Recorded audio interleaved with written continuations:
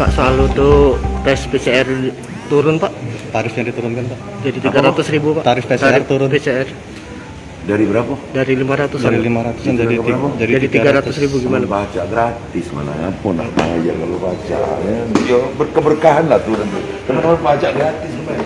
Dari subsidi negara Pak ya anu itu legalnya. Mungkin pengawasan Pak. Ada Untuk pengawasan Pak, mungkin untuk pihak rumah sakit sendiri Pak, untuk imbauan Pak mungkin Pak.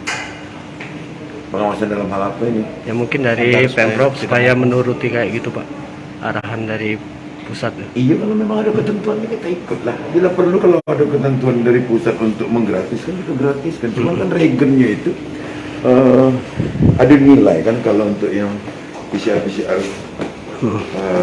tes itu kan harus ada regen.